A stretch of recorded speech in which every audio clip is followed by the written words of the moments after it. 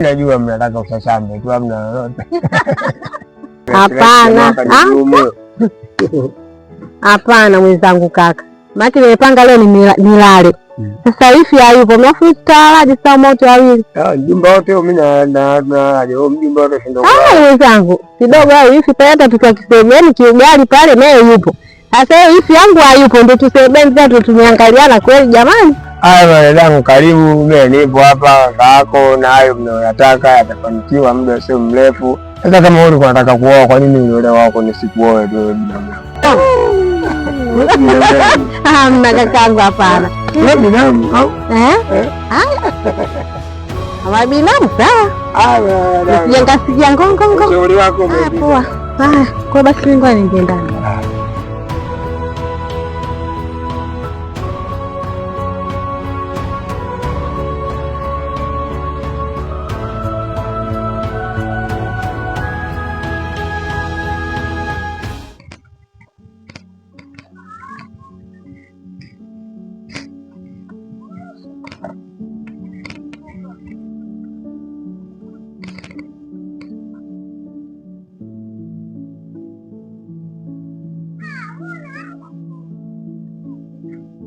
Dada,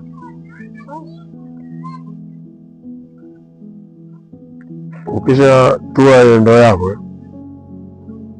kama sijui utafanya nini hapo kwa muda huu mchache, tuongee kidogo mara moja, maana kuna jambo hapa mtaani kwetu hapa nabidi nikujuze.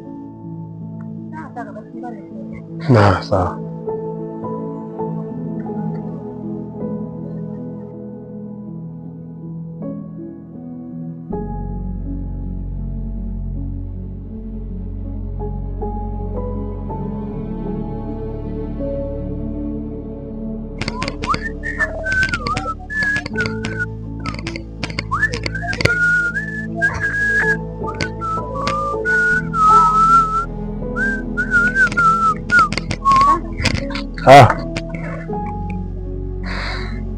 Ushamaliza kazi zako? Maliza. Sisi tunaongea hapa. Sio kweli. Tukae pale sasa. Ongea.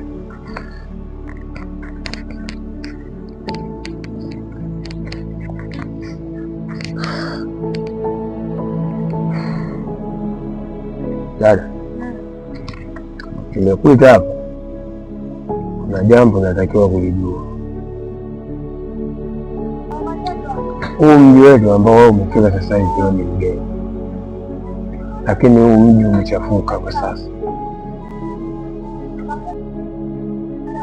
Una matendo yanayoendelea kwa nje, ukiangalia kwa jicho la kawaida ni matendo ya utu na ni ya wema, lakini ukiangalia kwa jicho la tatu, haya matendo hayana utu wala wema ndani yake.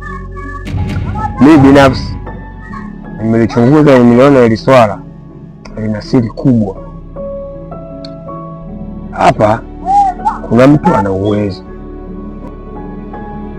kajitokeza tu, mtu ana uwezo mkubwa, anasaidia shida za watu na matatizo mbalimbali, na watu wengi wao wanamtambua huyu mtu ni mwema, wale ambao wameshafanyiwa wema. Lakini kwa jicho langu mimi nilipoangalia, huyu mtu si mwema.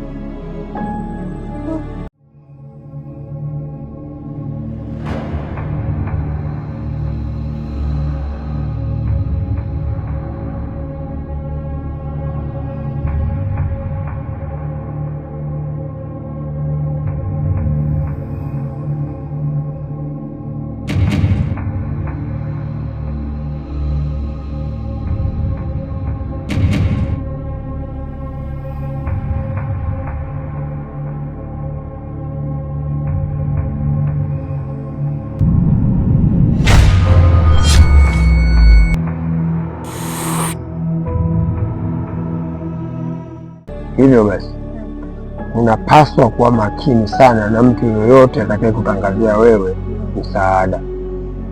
Huyu mtu anamsaidia mtu yoyote mwenye matatizo, akiamua kukusaidia anakusaidia. Hiyo unauguliwa baba, mama, mtoto ama kaka. Maana nakuambia hivyo kama angalizi, wewe upo hapa, siku yoyote mimi naweza nikaugua shida ambayo wewe usijue pa kuingilia. akaja mtu wa design hiyo na akaja kukuambia atakupa msaada. Hivyo huo si msaada wa kawaida kwa jinsi ninavyotazama kwa jicho langu mimi la tatu. Huyu mtu anatoa misaada, lakini kichunguza kiundani, kama vile huyu mtu ana mambo yake nyuma ya pazia ambayo yeye mwenyewe ananufaisha zaidi kuliko watu ambao wanawasaidia. Inawezekana akawa ni mshirikina au inawezekana asiye binadamu kabisa kama sisi tunavyomuona. Kwa hiyo unatakiwa kuwa makini sana sana sana sana kwenye huu mji sasa hivi. Kuna mambo mengi ya ajabu. Leo hii mimi nazungumza niko mzima, najitambua. Kesho na kesho kutwa naweza nikaugua shida ambao wewe ukakosa njia ya kuitatua. Usije ukakubali msaada wa mtu usiyemjua kirahisi tu, na anatoa kweli msaada, watu wengi kawasaidia, lakini mimi kwa akili yangu nimeona huu sio msaada wa kawaida. Hivyo basi tunatakiwa uwe makini sana dada yangu. Leo mimi mzima, kesho naugua. Kaka, kwanza nashukuru. Maake yani hapa nimepanga nioge nikatembee. Sasa sijui akinikuta kitu gani. Kwa hiyo kakangu nashukuru sana, tena sana. Uwe makini sana. Unapaswa kuwa makini sana. Sina maana kwamba usizungumze na watu usifanye nini, ila chunga sana kama inatokea situation kama hiyo ya wewe kukwama kwa jambo fulani alafu mtu akataka kukusaidia. Na wasiwasi sana, huyu mtu hapana, huyu ana jambo lake nyuma ya pazia, anatisha kiukweli. Sawa, uwe makini sana. Ndio hilo tu langu, unaweza kuendelea na shughuli zako. Najua umeboeka kakako, sina wifi, ila utampata na wewe, hata wivu hauna. Unamwambia haya kaka, basi mimi ngo anafanya kazi.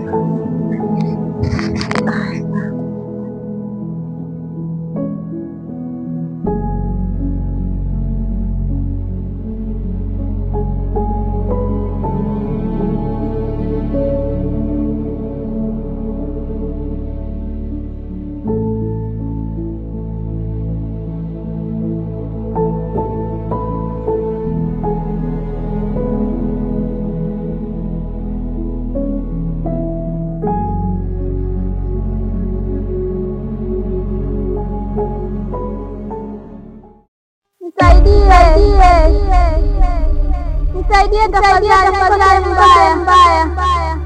Nisaidie.